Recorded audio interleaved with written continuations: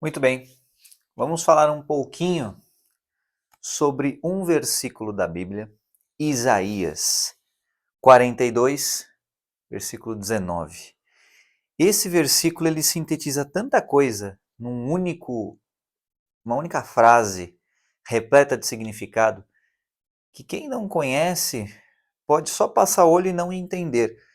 E eu espero que nessa explicação eu dê conta de tornar isso um pouco mais compreensível para você. Você pode se perguntar, mas o que me interessa saber sobre esse versículo? O que interessa saber? Não sei nem quem é Isaías.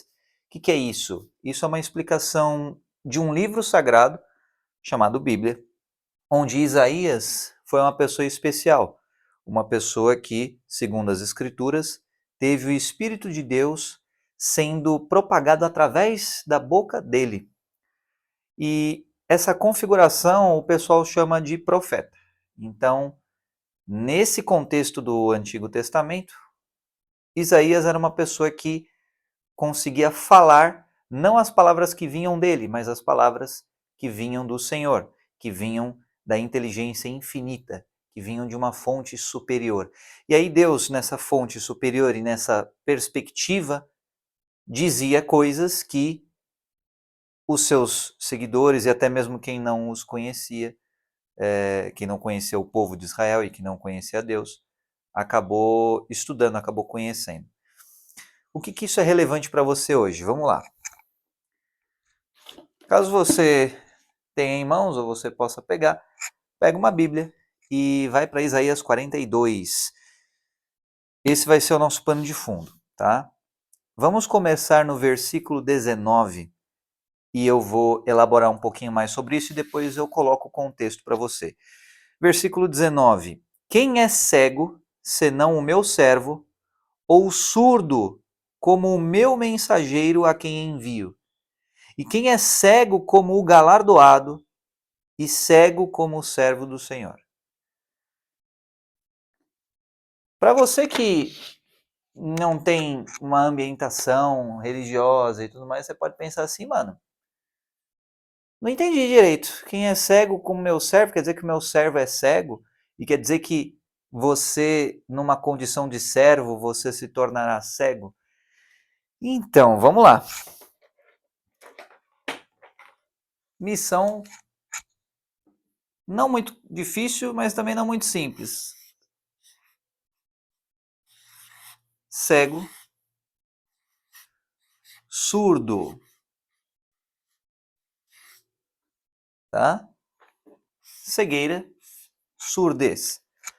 Mesmo que você não conheça muito a Bíblia, você já deve ter ouvido aquela expressão: quem tem olhos ouça, quem tem ouvidos, ou melhor, quem tem olhos veja, quem tem ouvidos ouça, porque ouvir nos olhos não dá muito certo. Quem tem olhos veja e quem tem ouvidos ouça. Aquela história de que você falar para quem tem ouvidos. Então, quem tem ouvidos, ouça. E quem tem olhos, veja. E você pode pensar assim, mas isso é muito óbvio. Só vai ouvir quem tem ouvidos e quem tem olhos vai ver. Depende do contexto e da semântica. Por que que a implicação aqui nesse texto é que o mais cego é quem? É o servo do Senhor. Servo do Senhor. E o mais surdo é quem? É o mensageiro do Senhor. Por quê?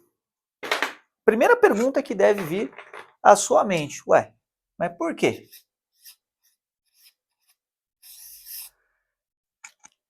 Pressupõe-se que se você está servindo um Deus todo-poderoso, você tem que ter mais benefícios, você tem que ter mais poder. Você está debaixo do todo-poderoso. Então, ué, mas Se você vai ter mais poder, por que você vai ser cego? Se você vai ter mais poder, por que você vai ser surdo? Essa é a implicação e a insinuação do versículo. Quem é cego senão o meu servo? Ou surdo como o meu mensageiro? Ou seja, Deus está falando que o meu mensageiro é surdo, o meu servo é cego. E se Deus está afirmando isso, numa pergunta no sentido de quem é tão cego quanto o meu servo? Quem é tão surdo quanto o meu mensageiro? Existe uma razão, existe uma situação na qual essa cegueira e essa surdez acontecem. E aí é aquela coisa. Para começar, por quê? Pois se visse, ouvisse, o que ia acontecer? Se o servo do Senhor, se o mensageiro do Senhor visse determinadas coisas e ouvisse determinadas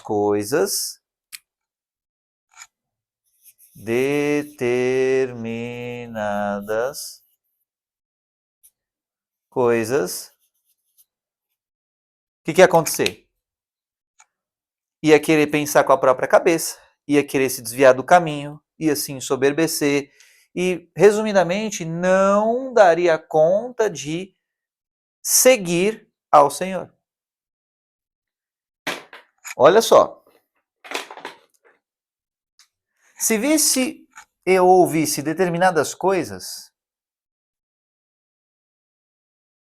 se desviaria do caminho do Senhor.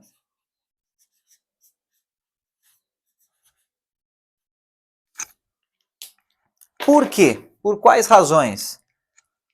Aí aqui, ó, se desviaria. Por exemplo, racionalismo, orgulho, medo,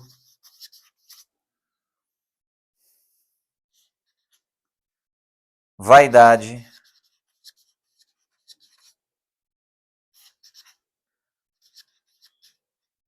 vanglória,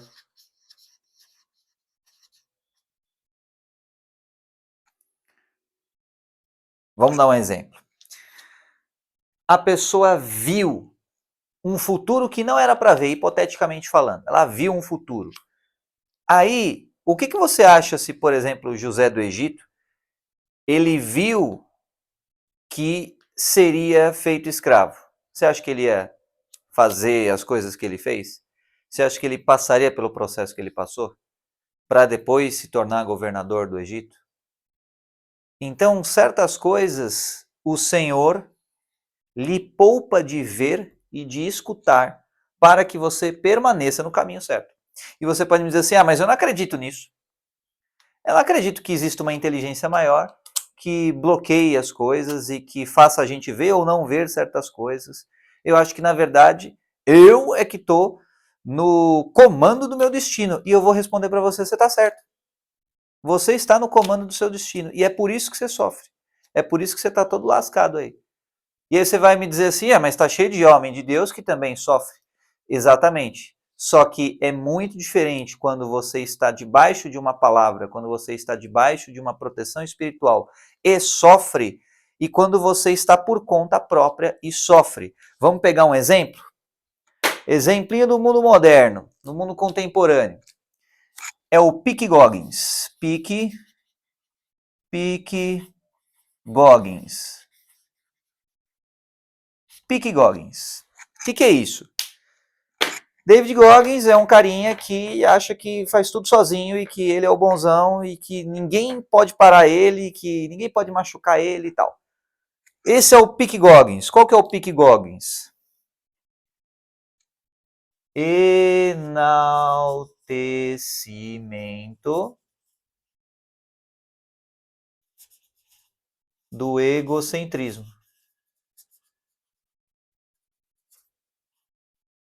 enaltecimento do egocentrismo. O que vai acontecer se você tem alguns caminhos, né, para você seguir? Caminho Pique Goggins, caminho 1.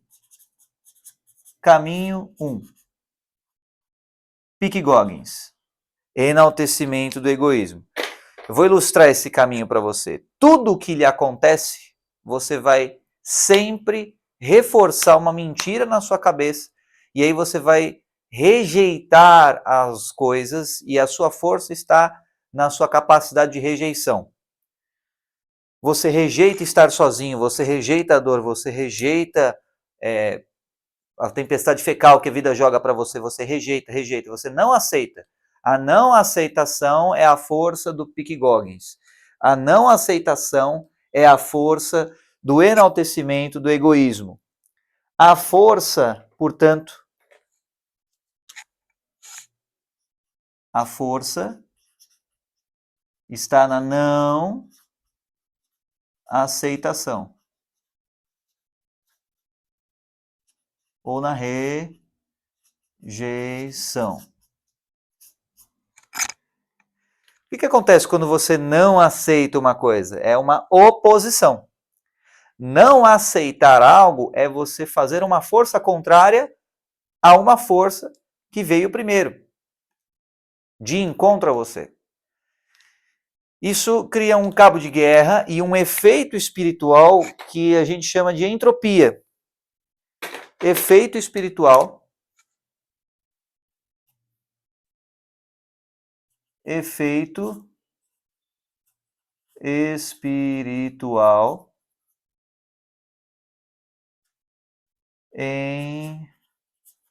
Entropia. Você pode me falar assim, mas o Goggins é brabo demais. Ele correu infinitos quilômetros. O cara ele é brabo, fez um monte de coisa, ele é milionário e tal. Tá bom. Olha o coração dele e vê se ele é feliz.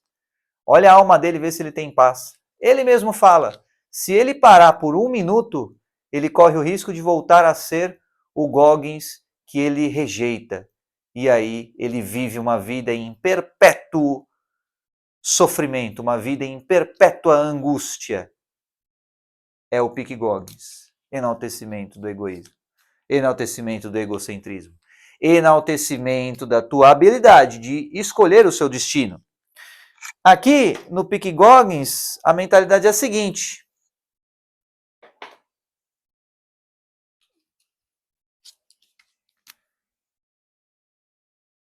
Eu, bem sublinhado, faço minha vida.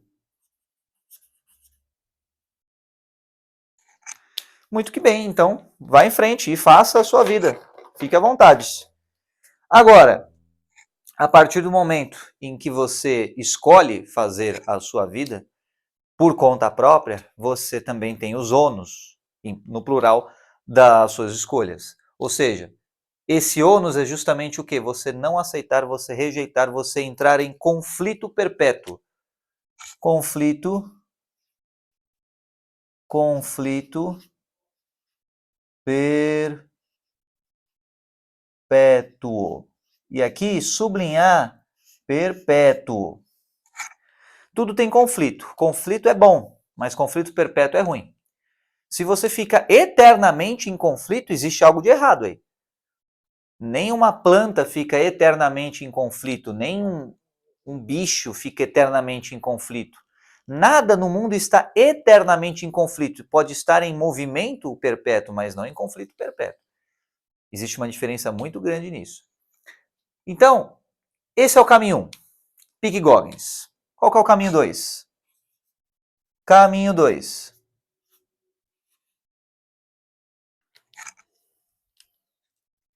Eu escolho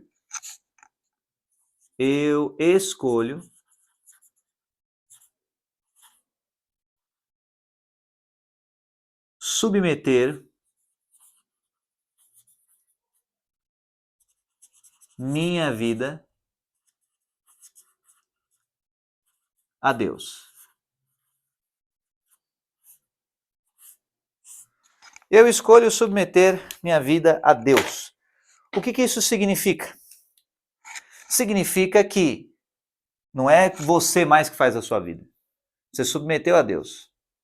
É uma escolha que você faz. Você ativa um princípio chamado de fé. Ativa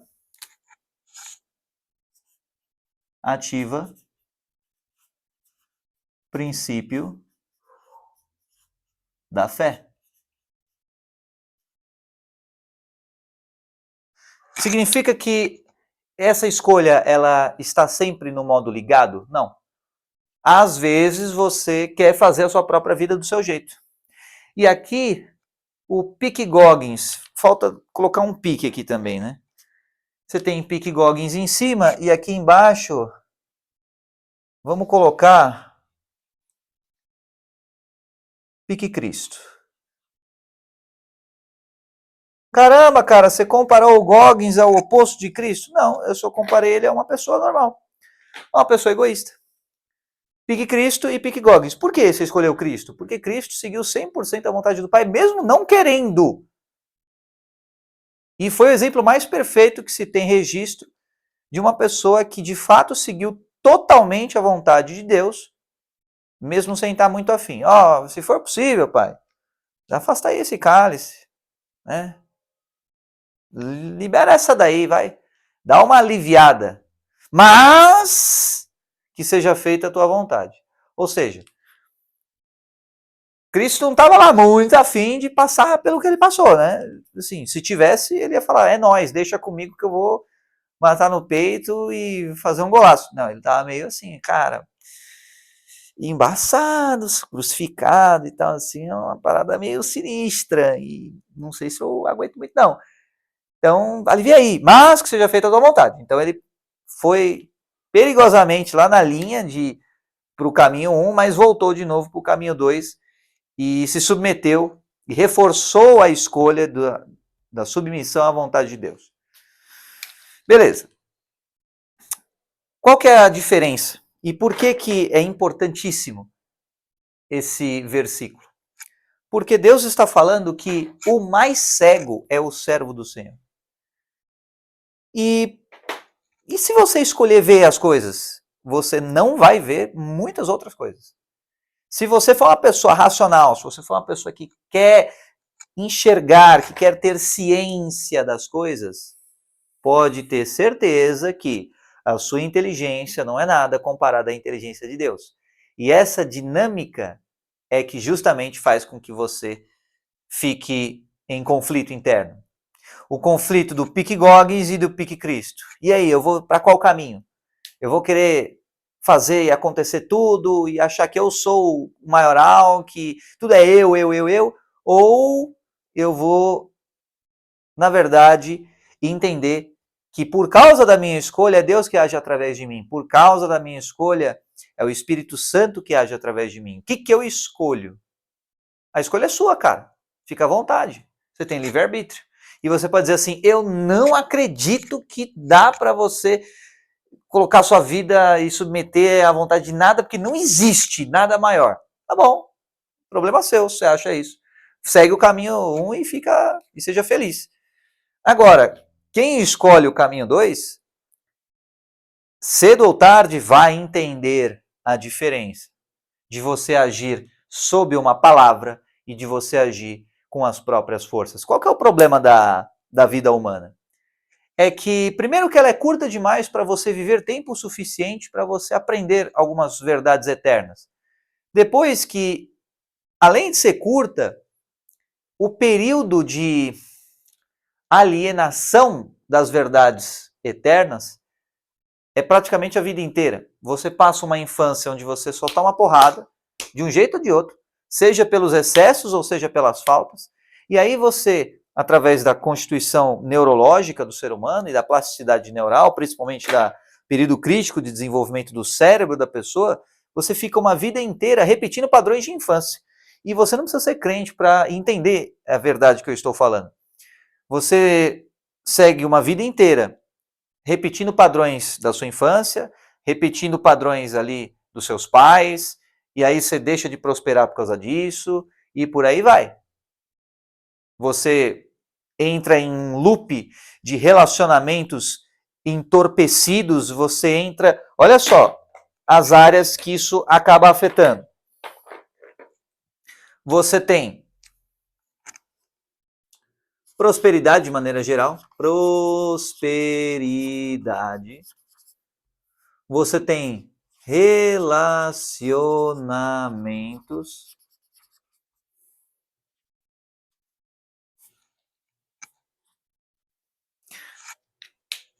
Em padrões que você repete durante a vida inteira.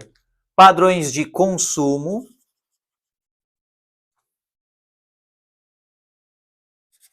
E de produção também. Você consome, mas você também produz. O que acontece se você é um viciado em veneno? O que acontece? Você vai produzir veneno. Simples assim. E aí você gera um ciclo vicioso. Ou seja, você produz o que você consome. Você produz o que você consome.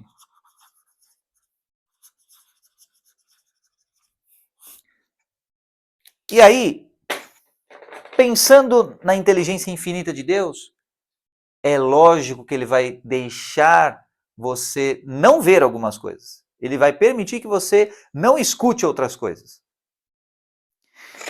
E esse é justamente o pulo do gato. Por quê? Ele sabe que se você não ver e se você não escutar, você vai fazer certas coisas. E essas coisas que você vai fazer, você não faria se você tivesse visto, se você tivesse escutado. E fazendo essas coisas, por ser cego e surdo, você ficará mais feliz, você estará debaixo de uma palavra, debaixo de uma proteção. Agora, olha só. Um pouco antes, em Isaías, versículo 13. O Senhor, como poderoso, sairá como homem de guerra, despertará o zelo, clamará e fará grande ruído e sujeitará os seus inimigos. Então, agora vamos contextualizar um pouquinho com estratégias militares, tá? Então, aqui, versículo 13. Versículo 13. Como homem de guerra. Beleza. Ou seja, o Senhor não vai sair como homem de guerra à toa, não vai sair como homem de guerra para brincar, fazer um piquenique. Ele vai sair como homem de guerra para fazer o quê? Para guerrear. E você sabe como é que funciona uma guerra? Você sabe como é que funcionam táticas militares? Boa parte não, na verdade, 100% do desfecho de uma guerra depende do quê? Do que você vê e do que você escuta. Ou seja, isso, resumidamente, é o quê? Informação. Informação. As pessoas costumam achar que é importantíssimo as informações que elas sabem numa guerra para que elas vençam a guerra. Mas existe a informação que você sabe, a informação que você não sabe, a informação que você sabe de propósito, a informação que você sabe sem querer, a informação que você não sabe de propósito e a informação que você não sabe sem querer. Nossa, Carbone, não entendi nada agora, ficou muito confuso. Você pode, com intencionalidade, escolher saber de alguma coisa. E você pode, com intencionalidade, escolher não saber de outras coisas. Quando você escolhe com intencionalidade não saber de algumas coisas, significa que, mesmo se te capturarem, mesmo se te interrogarem e colocarem um polígrafo, um detector de mentiras e tudo mais, você não sabe. E aí eles colocam o suco da verdade lá, agora o cara vai revelar tudo, mas ele não sabe. Então não dá para ele revelar o que ele não sabe. Aí você pensa, começa a fazer sentido. Porque o mundo está em guerra. E se você passa a saber certas coisas sem querer, você pode causar prejuízo a você e à sua nação. Agora, se você não sabe de propósito, você pode salvar vidas. E você pode poupar muitas vidas. Se você, como uma pessoa, já é capaz de pensar dessa forma, imagina o que Deus, como Pai Celestial, dá conta de ensinar a seus filhos. Você, de propósito, evita que os seus filhos saibam algumas coisas. Você, de propósito, evita que seus filhos conheçam alguns conteúdos de internet, alguns conteúdos da mídia, alguns tipos de amizades, algumas músicas, alguns filmes, até que a hora seja certa, ou definitivamente, enquanto você puder proteger o seu filho, você vai evitar que ele saiba de algumas coisas, você vai evitar que ele veja algumas coisas, você vai evitar que ele escute algumas coisas. Imagina você que quer proteger a pureza da sua filha, se você vai permitir que a sua filha vá num lugar onde prostituição, onde imoralidade, onde degeneração, depravação, onde vampirismos de todos os tipos são encorajados. Você vai colocar sua filha num lugar desse? Você vai colocar sua princesa num lugar desse? Você vai o quê? Tornar cego e surdo quem você ama. A mesma coisa Deus faz com a gente. Enquanto você está debaixo da palavra de Deus, enquanto você está escolhendo ficar no pique Cristo. Quando você escolhe, eu faço a minha vida, você é tipo o filho rebelde. Vamos supor o exemplo da filha, você como pai, ela ainda mora com você. Você fala, não, você não vai para esse lugar de degeneração e vampirismo. Ela fala, tá bom. Aí ela foge de casa. Ou seja, ela desobedece a tua palavra. Ela acha que é o melhor para ela. Nossa, vou curtir a vida, cara.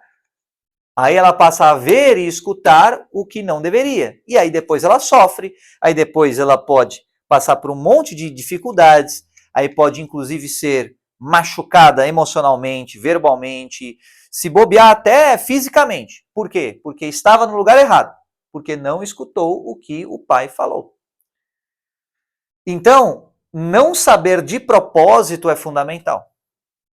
Quando você não sabe de propósito uma informação vital para a segurança do seu estado, isso pode ser vantajoso se você costuma lidar diplomaticamente com pessoas de todos os tipos.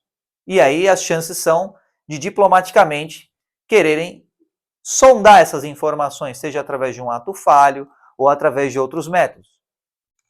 Então, não saber de propósito é inteligente. Mas veja que tudo que tem inteligência tem propósito. Olha que interessante. Então, de propósito é inteligente.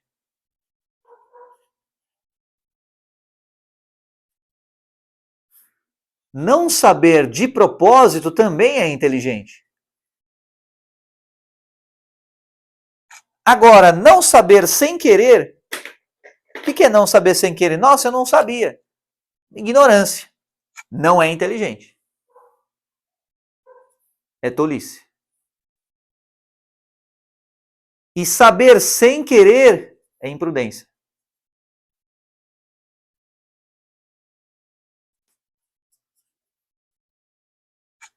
Como assim? Saber sem querer imprudência? O que você quer dizer com isso? Quando você, por exemplo, o pai, o exemplo da filha lá, não quis que ela fosse lá pro lugar toscão. Ela pegou e foi. Ela passou a saber de coisas sem querer. Porque a medida do seu conhecimento não intencional é a medida da tua ignorância. Eu vou explicar o significado dessa frase aí para tirar esse nó que deve ter sido feito na tua cabeça aí. Olha só. A medida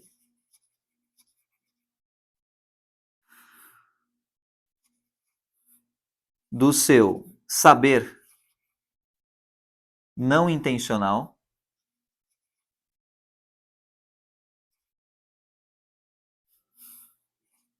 é proporcional à medida da sua ignorância.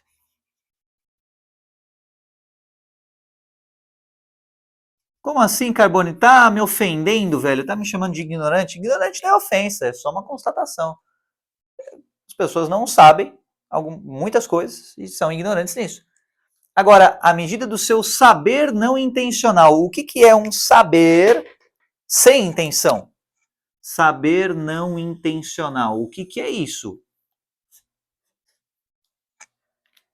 O que eu posso saber sem intencionalidade? É quando você, por exemplo, tem uma inação, ou uma omissão, ou uma negligência, ou uma complacência. É quando você escolhe, ao invés de escolher não saber com intencionalidade, você deixa de escolher. Ou seja, é quando você deixar de escolher. Ou seja, delegar a escolha a outrem. Terceirizar, né? Terceirizar. Terceirizar a escolha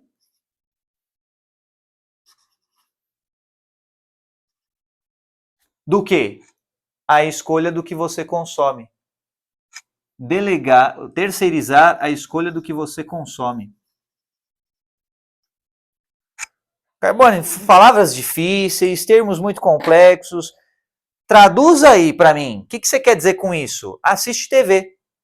Você não intencionalmente quer ver o comercial. Você não vai assistir a TV e falar, nossa, eu quero ver aquele comercial no próximo intervalo, naquele momento, naquele minuto, naquele segundo. Você não pensa em assistir a TV dessa forma. Mas você acaba vendo por tabela. Ou seja, um saber não intencional. Você não tinha intenção de ver o comercial. Você tinha intenção de ver o programa. Você não tinha intenção de ver o anúncio no Spotify. Você tinha intenção de escutar a música. Você não tinha intenção de ver o anúncio no YouTube. Você tinha intenção de ver o vídeo que você escolheu. Agora, esse saber não intencional é proporcional à medida da sua ignorância. Mas você está me chamando de burro, cara, porque eu estou vendo um anúncio sem querer no Spotify? Não, eu estou falando que é uma ignorância. Você pode, por exemplo, no YouTube, tem um monte de extensões aí para você dar uma dribladinha nisso. Mas você pode pegar e pagar também o Spotify, o YouTube, você pode assinar o YouTube Premium e tudo mais e acabou. E você não tem esse problema. Aí você pode falar assim, não, mas eu não acho que valha o valor investido. Aí sim, chegamos finalmente na medida da sua ignorância. A medida da sua ignorância é o quê? Do seu valor. Do valor da sua vida. Do valor da sua vida. Simples assim. Não entendi. Como assim o valor da minha vida? É só uns segundinhos, isso não é nada. Essa é a medida da sua ignorância. Achar que não é nada. Um segundo da sua vida nunca mais vai voltar. E você preenche esse tempo que já é finito e escasso com lixo. O que você espera produzir consumindo lixo? Você vai produzir lixo. Entendeu? Ou seja, o grande lance é que você não veja certas coisas e que você não ouça certas coisas para que você não consuma lixo. Esse é o ponto. Não ver e não ouvir, só que com um propósito. E ao invés de ter um propósito com uma inteligência finita, é uma inteligência divina. Beleza? Então, fará grande ruído e sujeitará aos seus inimigos. Por muito tempo me calei, estive em silêncio e me contive, mas agora darei gritos como a que está de parto, todos assolarei. Ou seja, ficou pistola, segurou e depois agora vai entrar em erupção demais da conta. Os montes e outeiros tornarei em deserto, aí tu vai falar, né? Demonstrar o poder dele e tal. Guiarei os cegos por um caminho que nunca conheceram. Fá-los-ei caminhar por veredas que não conheceram. Tornarei as trevas em luz perante eles, e as coisas tortas farei direitas. Essas coisas lhes farei e nunca os desampararei. O que ele está querendo dizer com isso? Os cegos e os surdos andavam em trevas. Andavam nas trevas do quê? O que é trevas? Falta de informação. Trevas é ignorância. Ou a falta de informação, a informação errada.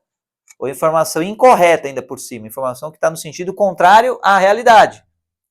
Então aqui, a rejeição é a força do caminho do egocentrismo.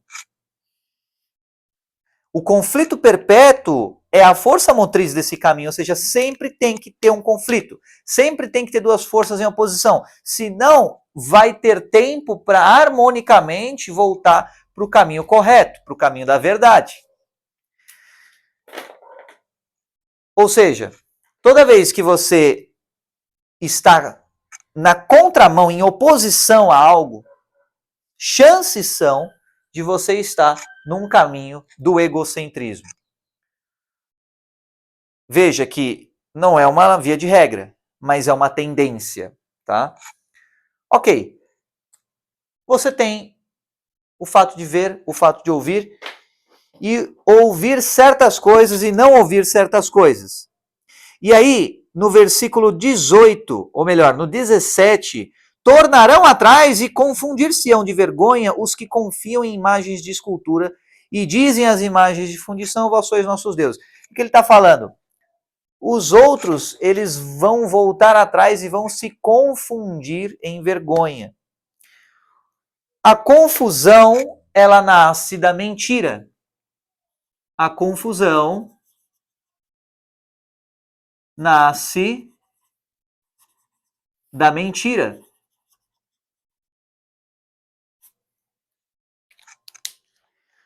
E eu te digo, o que é a mentira senão uma afirmação contrária à realidade?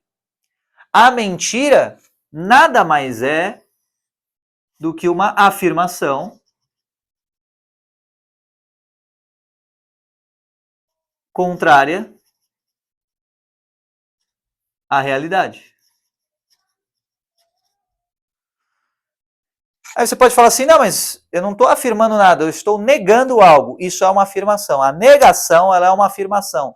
Só que ela é uma afirmação sempre dependente do que ela está negando. Para dar um exemplo, o espelho, a sua imagem no espelho, melhor dizendo, é dependente de você estar lá na frente. A imagem no espelho, ela só existe porque existe você que está lá na frente e a luz que bate em você, bate lá na superfície do espelho, vice-versa, e aí projeta a imagem no espelho. Sem você não tem a sua imagem. Ou seja, sem a ação não é possível existir uma reação.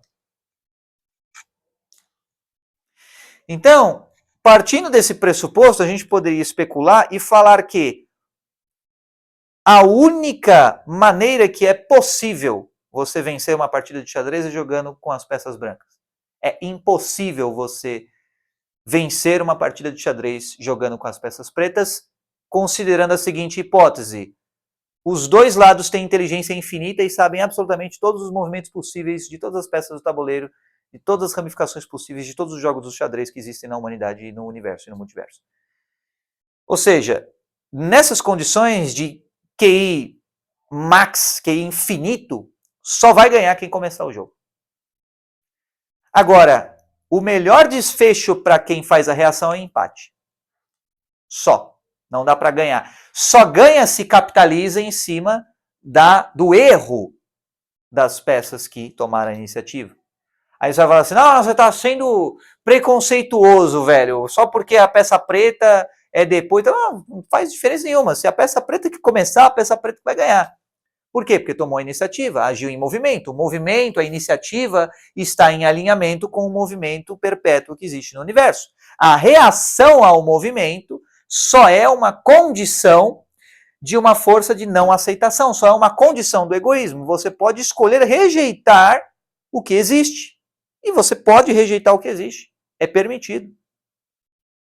Da mesma forma que você pode rejeitar uma lei, é um direito seu rejeitar a lei, é um direito seu a ignorância. Agora, as consequências também são. Elas vêm no pacote. Então, é direito seu você escolher o caminho do egoísmo, é direito seu você escolher ver e ouvir algumas coisas que você não deveria.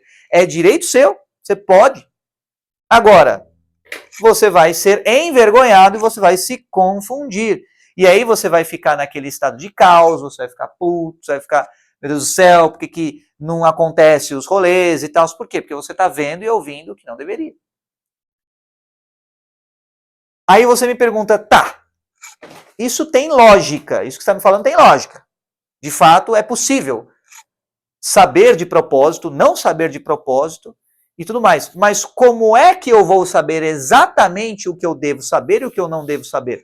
Como é que eu vou saber com exatidão o que eu devo ver e o que eu devo ouvir? E é muito simples a resposta. Você quer saber com exatidão o que você deve ver e o que você não deve ver? Muito simples. É só você ter inteligência infinita. O pequeno detalhe é, você nunca vai ter inteligência infinita porque você é um ser finito. Só quem tem inteligência infinita é Deus. Ou seja, já que você não dá conta de ter inteligência infinita, de ser inteligência infinita, porque você está circunscrito numa forma, num corpo, então pelo menos sintoniza no Wi-Fi celestial. Porque o Wi-Fi celestial tem inteligência infinita, simples assim. Você pode falar assim, não, eu vou rejeitar isso que você está me falando.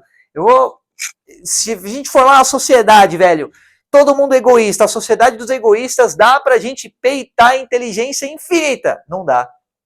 Não dá. Entendeu? Por quê? Por mais que você tenha um coletivo de egoístas, por mais que você tenha um coletivo de pessoas que só rejeitam o que é natural, o todo sempre vai ser maior do que a soma das partes. O todo, mesmo com esse coletivo à parte do todo, o coletivo que está à parte do todo sempre será subjugado pelas leis da própria existência, do próprio universo. Aí você fala, Carbone, mas agora, nossa, que brisa alta, cara, o balão subiu demais, eu não entendi o que você quis dizer.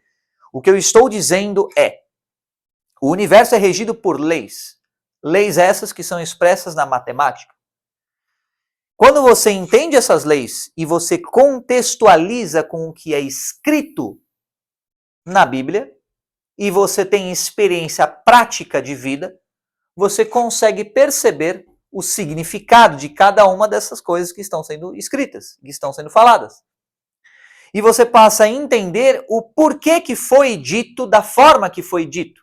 E aí onde começa a fazer sentido aquela questão de as coisas são faladas por parábolas, para que aqueles que não é para entender, vejam, escutem, mas não entendam. E que, aí não está escrito, mas é uma dedução lógica, para que não seja corruptível. E você pode me falar assim, como assim? O que você quer dizer com isso? Se você tem um livro que é escrito por pessoas, se você tem pessoas que fazem um rolê, como você pode permanecer sagrado no livro, sabendo que pessoas imperfeitas estão escrevendo o livro? Com exceção de Moisés, né, que pegou o hack lá e recebeu a tábua lá e tudo mais, né, pensando os salmos, por exemplo. Quem escreveram os salmos foram pessoas. Pessoas imperfeitas, pessoas finitas e tudo mais.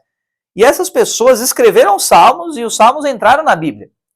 Ou seja, é a evidência de que tem conteúdo escrito por pessoas na Bíblia. Como é que a gente faz com que esses conteúdos permaneçam incorruptíveis? Como é que a gente faz que esses conteúdos permaneçam valorosos e permaneçam fiéis à palavra de Deus?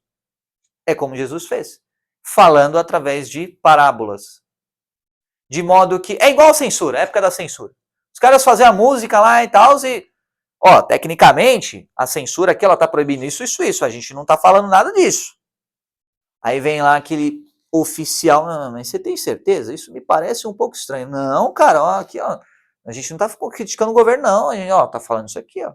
Isso aqui é outro rolê, entendeu? Aqui é uma história fictícia, aqui é ludismo, aqui é pura teatralidade.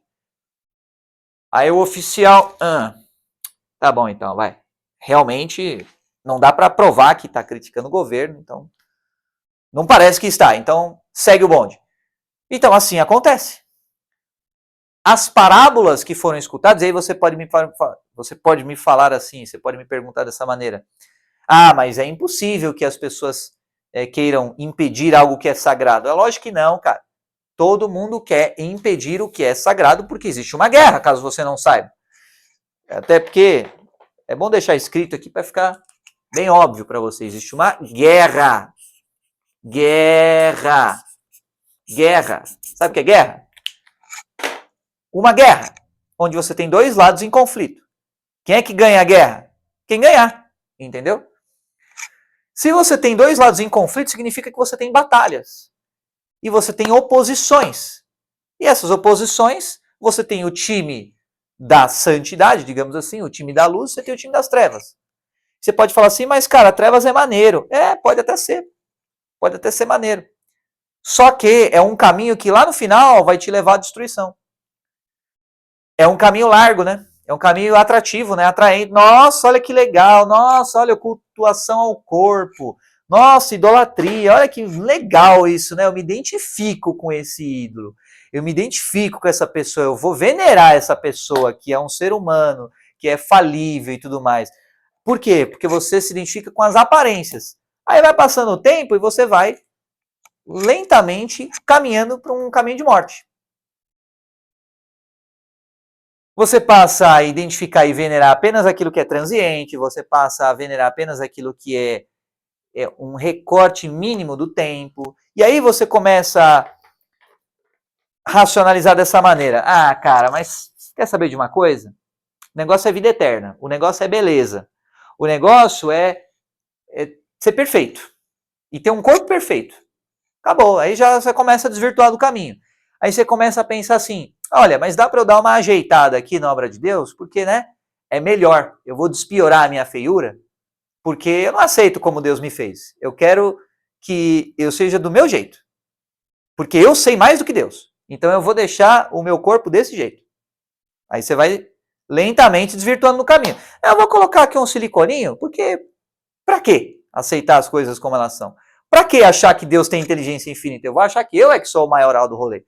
Então eu vou colocar um silicone aqui para deixar tetão enorme, ou bração enorme, dependendo de onde você enfia o silicone, e vou, sabe, querer dar uma melhorada na obra de Deus. Aí você vai fazendo. Aí você vai colocando geleia no beiço, aí você vai mexendo nos rolês e tal. Não, mas eu só vou dar uma ajeitada aqui. Tá bom, você vai desvirtuando um pouquinho do caminho. E cada vez mais, e cada vez mais. E quando você menos percebe, você virou um escravo das aparências, você virou um escravo da matéria, você virou um escravo daquilo que é transiente, cara. Você dedica energia, você dedica vida para você não aceitar o curso natural das coisas, para você não aceitar as coisas como elas são. E aí, logicamente, você vai vir e falar assim, quer dizer que é para eu não fazer nada, quer dizer que é para eu aceitar tudo do jeito que tá, quer dizer que é para eu não lutar. Não é isso, cara pálido. É para você saber de propósito e não saber de propósito. E não para você saber sem querer. E não para você ser imprudente no seu saber. Como assim? Você não respondeu a minha dúvida, o meu questionamento. Aquilo que é natural, aquilo que está segundo a ordem das coisas, aquilo que está segundo o logos de Deus, segue aquilo. Você tem logos, que é o quê? Os códigos de Deus. Vamos fazer matematicamente, para você entender? 7 é um número maneiro, né? 7 quer dizer Deus. Inteiritude e tudo mais. O que acontece se você pega 1 e divide por 7? Vamos ver numa calculadora aqui. Quanto é que dá 1 dividido por 7. Vamos lá, qual que é o código? 14, 28, 56, 14, 28, 56, 14, 28, 56, tuk, tuk, tuk, tuk.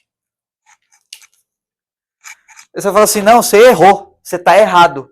Matemática não é ciência exata, então você está errado. É 57 aqui, ó. Então, queridão, não seja imprudente, tá bom? E não seja apressadinho no rolê. Na verdade, aqui, ó, você já tem um acréscimo. Fi. Quê? É, a semente. Fi.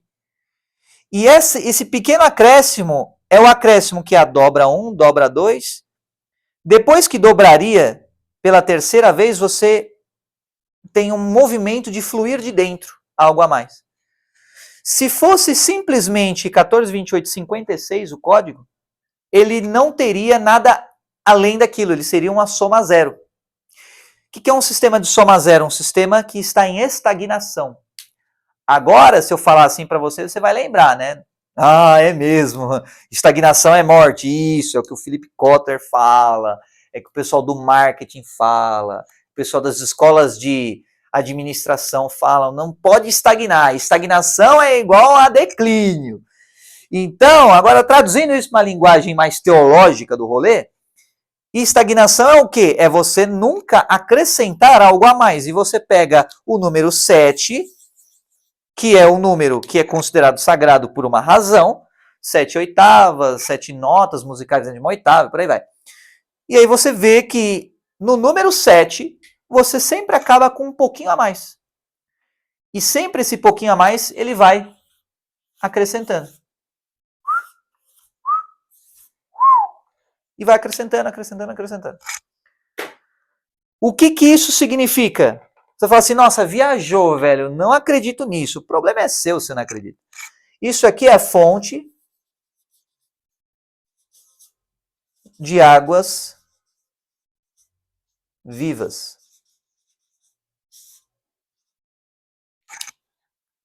É o mesmo princípio que pega um óvulo, um espermatozoide, mesclou os dois, de repente começa a vir mais replicação e, nossa, começa a vir uma pessoa. E você pode falar assim, ah, mas isso é porque a mãe fica comendo por 2.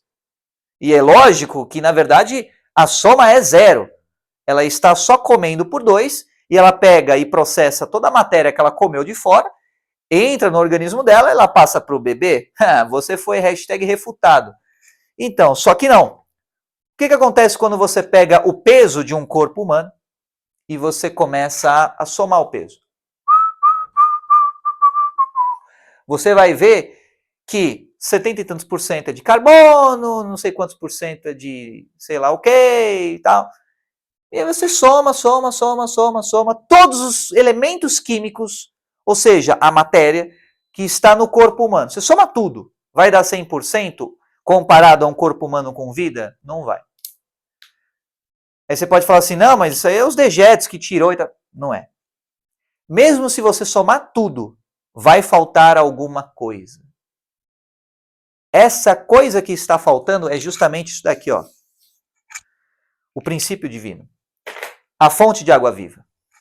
É o que faz a diferença entre um sabor artificial, aquele aroma artificial de morango, aquele gosto enfadonho, de um morango de verdade. Por mais que você vê lá, aromatizante sintético, idêntico ao natural. Não é idêntico ao natural, nunca vai ser. A artificialidade nunca será idêntica ao que é natural. Por quê? Não estamos falando de matéria, e não estamos falando de forma, e de forma perfeita, porque isso não existe. Estamos falando simplesmente do quê? De essência. A essência é perfeita. A forma ela é suscetível à deterioração. E se você tenta frear essa deterioração, você não consegue. Porque a deterioração ela vai criar um efeito tipo uma represa. E uma hora ou outra ela acaba fluindo. Não dá para você conter uma erupção vulcânica. Se você tenta tampar num vulcão, sai em outro lugar. Não dá para você conter a força da natureza. Não dá para você conter a força do cosmos. Só porque a força do cosmos é a inteligência infinita, é Deus. E justamente é por isso que está escrito que confundir-se-ão de vergonha os que confiam em imagens de escultura. O que é uma imagem de escultura? Vamos lá. Imagem de escultura. Imagem. Ó, imagem e escultura. Então, imagem é o quê? Eu coloquei DT aqui. O que é DT? É uma derivativa em função do tempo. É uma foto em relação ao filme. O que é escultura? A escultura é uma ideia. Uma ideia. Formada.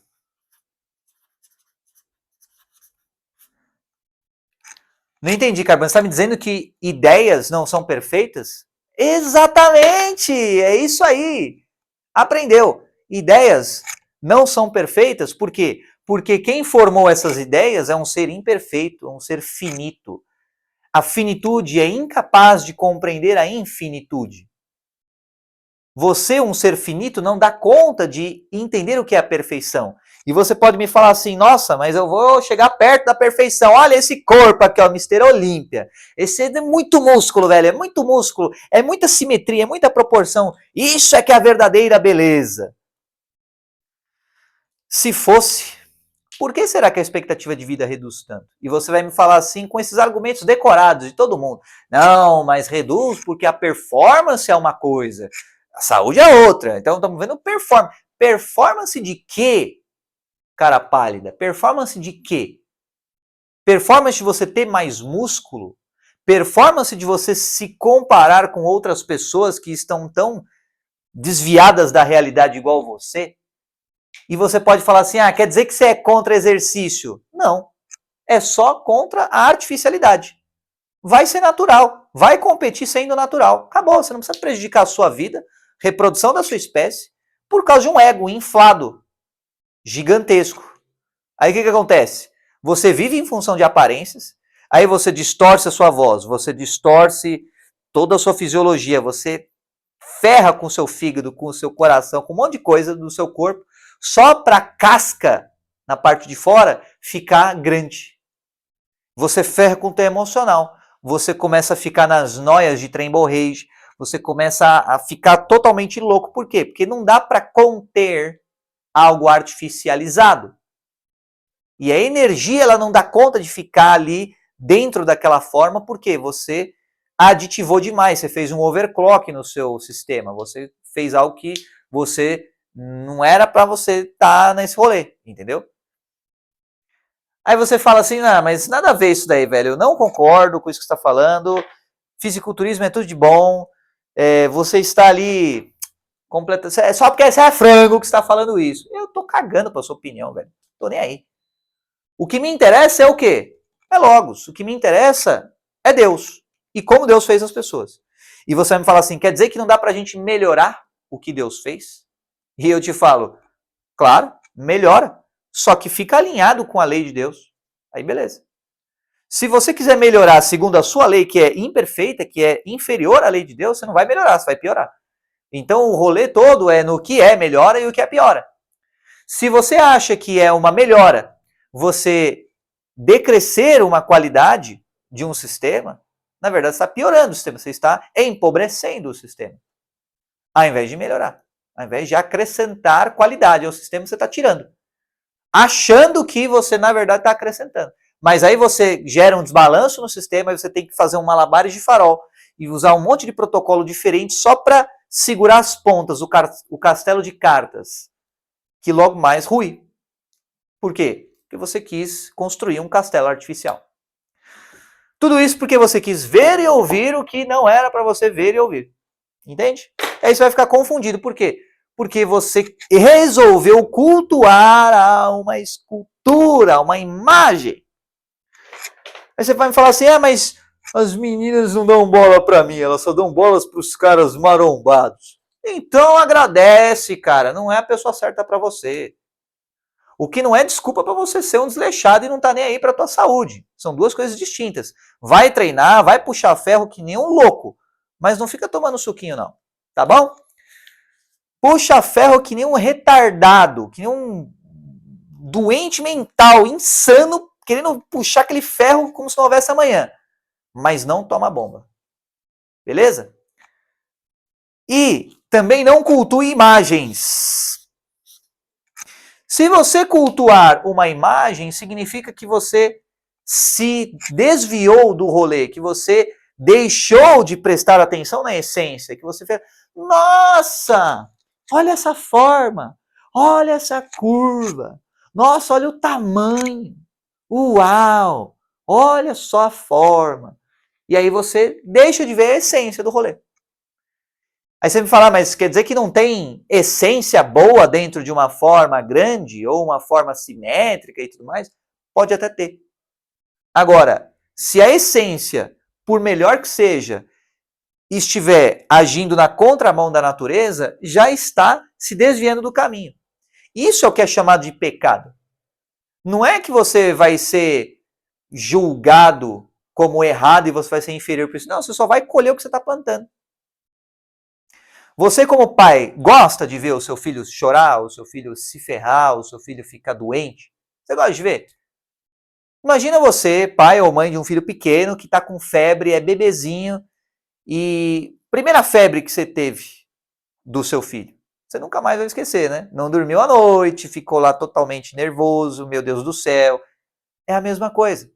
E por que acontece esse tipo de coisa? Às vezes pode ser por situações que não dá para evitar, mas às vezes dá para evitar.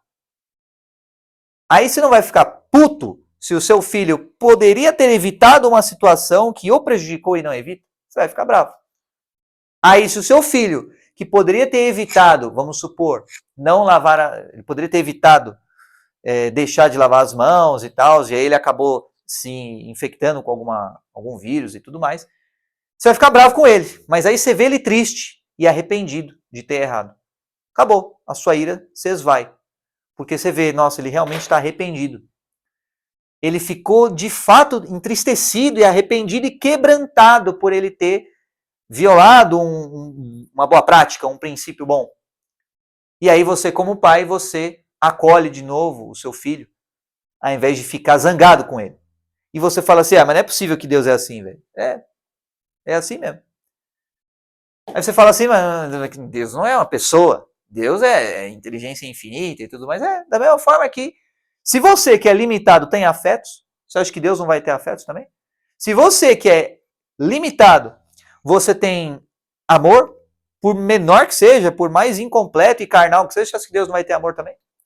Por você ser limitado e também ter alegria, você acha que Deus não se alegra também? Aí você fala assim, mas quer dizer que Deus não gosta de algumas pessoas? Não, Deus gosta. Só que Deus tem intimidade. Então, imagina você com seus filhos. Tem aquele filho que é problemático, que só dá dor de cabeça e tudo mais, e é chato. É chato lidar com o cara. É chato. Mas você ama mesmo assim. Como pai. Isso porque você é uma pessoa. Imagine se você não fosse. Imagine, tenta só imaginar, e você não vai conseguir mesmo imaginando, mas imagina como Deus se sente em relação aos seus filhos. Agora, imagine que aquele filho chato, que só dá problema, começar a querer ser íntimo de você. Imagine que aquele filho chato, que só deu dor de cabeça, só causou problema, só causou transtorno, e você ficou estressado e tal. Imagina você ver ele como pai, e ele ir até você, e ele ligar para você, ele falar que ama você, ele servir você, e ele querer estar próximo de você e demonstrar amor para você. Você não vai desenvolver uma intimidade com ele? Mesmo sendo uma pessoa problemática? É a mesma coisa. Assim foi Davi. Davi foi um pecador, foi um adúltero, foi um cara, um assassino de pessoas inocentes, mas e foi chamado homem segundo o coração de Deus. Por quê? Porque ele percebeu a cagada que ele fez. E ficou completamente transtornado. e se humilhou, se quebrantou, moeu o próprio coração, porque ele sabia que ele estava errado. E ele sabia que Deus estava triste. Não é nem a questão de você saber que você errou. Não é nem certo e errado. É você entristecer quem você ama. É você entristecer quem ama você. Não é que eu não vou pra festinha porque eu quero ou não quero. Não, eu não vou pra festinha para não entristecer meu pai. Eu não vou fazer isso porque isso vai deixar o meu pai triste. Esse é o grande lance. Você vai deixar de fazer alguma coisa, ou seja, deixar de pecar, porque isso vai entristecer o coração do seu pai. É só isso. E caso e quando você entristecer o coração do seu pai, você vai se arrepender. Simples assim. Você vai se arrepender de ter entristecido o coração do seu pai, aí você vai chorar, e você vai se humilhar, e você vai pedir perdão, e Deus sempre vai te perdoar. Por quê? Porque Deus é eternamente misericordioso. Quando você está aqui, ó, no caminho 2, tá? Quando você está aqui, ó. O que acontece quando você está no caminho 1? Você sempre vai estar em conflito, você sempre vai pensar assim, não, mas o certo sou eu, essa vida é uma porcaria, eu só tenho dificuldade, eu só tenho isso, eu só vejo problema, mas eu não aceito isso! Aí vira Saiyajin. E aí supera o problema. Aí depois fica exaustão. Aí, pô, cara, mas eu bem que queria, né? Aí você pega o próprio Goggins, o cara casou com 3 enfermeiras, se eu não me engano. Por que será que ele escolheu uma enfermeira para ficar com ele? Porque ele precisa de cuidados. Simples assim. Então você que tem ídolos, pensa direitinho. Qualquer ídolo sempre será uma representação da imperfeição humana. E se você cultua um ídolo, se você paga pau, se você admira uma pessoa, pense de novo, não admire ninguém. Você pode respeitar a pessoa. Admirar, não. Respeitar alguém significa o quê? Ela está no mesmo nível que você. Pô, que legal, o cara fez essas coisas. Que legal, o cara tem isso, o cara tem mérito. Legal. Agora, você admirar é você colocar a pessoa no pedestal. Nossa, a pessoa é incrível e tudo mais. Admirar é idolatrar. Admirar é uma idolatria soft, digamos assim. Entende? E você admirar alguém é você cultuar uma ideia formada. A ideia formada é o quê? É a ideia que você formou. É egoísmo. Nossa, tal pessoa me decepcionou demais. É mesmo? Por quê? Porque ela fez isso, isso, isso. Não, não, não. Não foi ela que fez nada. Foi você que criou uma fantasia na tua cabeça. Você que criou a fantasia na sua cabeça e isso que fez com que você se decepcionasse em relação à pessoa. Ou seja, o idólatra, nesse contexto bíblico, ele está cultuando uma imagem, ou seja, um momento no filme do tempo, e ele está cultuando uma ideia. A ideia formada na cabeça dele da imagem que ele viu. Então não é que a forma cria nele um desejo, não. Ele cria um desejo ao ver a forma. O ônus está em quem cria a fantasia e não na forma pré-existente. Agora, quando você vê uma forma e você quer ter uma forma, por exemplo, vê um shape, você quer estar shapeado, e você não está nem aí, quem cresce natural é planta, eu vou tomar um monte de bomba. E aí você toma a bomba, você cresce, incha, e depois o seu coração para. Aconteceu vários casos assim, com vários fisiculturistas, e a galera parece que não liga muito para isso, né? Tá nem aí, né? O bagulho é performance. O bagulho é performance. O bagulho dá para você driblar. Porque performance é o que? É um malabares para você driblar a morte. Adivinha só? Ninguém dribla a morte. Ninguém. Então, você tem essa escolha. Você pode escolher saber sem querer. Você pode escolher não saber sem querer, que é tolice. Né? Tipo, nossa, eu nem sabia que isso existia. Isso é tolice. Agora, e tolice é tratado de um jeito diferente, tá? Tipo, pô, o cara não sabia e tudo mais, que era um erro e tudo mais. Beleza, é diferente. Agora você pode saber sem querer, e aí é ser imprudente. Ou seja, você sabe de um negócio que não era para você saber. Isso é imprudente. Isso é tratado de outra maneira. Beleza, voltando aqui. Surdos ouvi, e vós cegos olhai, para que possais ver. Aí começa a fazer muito mais sentido esse versículo. O que ele está falando? Ó, olha, entende o negócio. E surdo, escuta, mas escuta direito, escuta o negócio certo, para que possais ver, para que possais ter o conhecimento de fato. Como as palavras são limitadas, você tem que fazer uma digressão ali, você tem que fazer uma elaboração enorme de um versículo da Bíblia. Porque existe todo um conhecimento, um significado repleto em um único versículo. E para você que é materialista, mas eu vou deixar você com uma verdade, um fato. Mas você não precisa acreditar nessa verdade. Na verdade, eu convido você a experimentar por conta própria. Faz o seguinte, você, próxima vez que você for dormir, faz uma projeção astral, entra no nível etérico e aí abre uma Bíblia e veja o efeito que dá. Caso você não tenha essa experiência no seu repertório, eu vou te dizer o que acontece. Quando você abre uma Bíblia no mundo etérico, Carbone, eu não sei nem o que é isso, velho, eu não sei nem o que é mundo astral, mundo etérico. E então, aí você, não sabe sem querer, tolice. Você dorme, você sai do corpo, e aí você vive coisas. E aí você pode aumentar a sua frequência para que você saia do mundo astral e vá para o mundo etérico, que é a quarta densidade.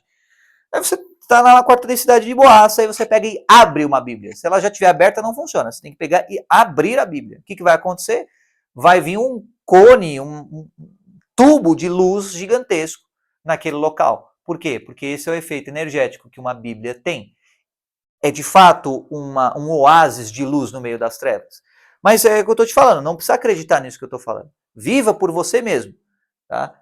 Não entenda isso que eu estou falando de uma maneira assim, é o dono da verdade. Não, eu só passei por algumas coisas e eu estou te falando isso daqui. Beleza? Então, estude mais a Bíblia. Leia. Ah, mas eu não acredito em Deus. Ah, tá bom, leia mesmo assim. Deus não se importa em você acreditar nele ou não, mas só leia a Bíblia. Ah, mas é muito difícil ler. Lê uma coisa ou outra. Lê um versículo ou outro. Só vai lá, lê um pouquinho. Ah, mas eu não quero ler. Não, leia. Leia só um pouquinho. Entende? Pega um versículo ou outro, dá uma lidinha lá. Ah, mas por que você está me falando isso? Porque isso vai alimentar a sua alma. E aí, essa angústia toda, e todo esse negócio aí que estava na sua cabeça, vai começar a se dissolver. Por quê? Porque você vai jogar a luz nas trevas. E as trevas é só um estágio anterior ao estágio da luz, simples assim.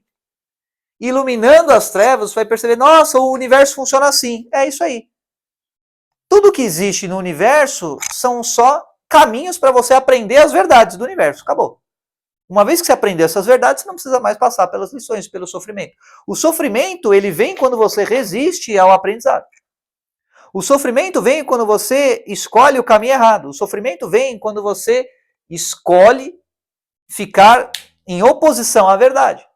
Tá bom, vai ficar em oposição, a verdade não vai deixar de ser verdade, entendeu? E aí você pode sofrer indefinidamente até você mudar de conduta. Ou seja, você pode se lascar infinitamente, eternamente, até você escolher diferentemente. Então, analisa essas coisas, coloca a mãozinha na consciência, leia Isaías 42, mas qual que é a pegada de Isaías? É meio que, tem lá, a vida profética do cara e tal, mas é basicamente um livro de boas práticas e de uma perspectiva mais irada de Deus. Uma perspectiva mais inconformada de um pai que está vendo o seu povo, ou seja, os seus filhos, se perderem e tudo mais, e serem oprimidos, aquela coisa toda. Beleza? Então tá aí, Isaías 42, uma pequena análise aí para você, e espero que tenha sido de alguma serventia isso para você. Dá like, compartilha, faz aí o que você quiser com o vídeo, eu não tô nem aí também. Minha parte eu fiz, agora é com você. Falou, um abraço e até a próxima.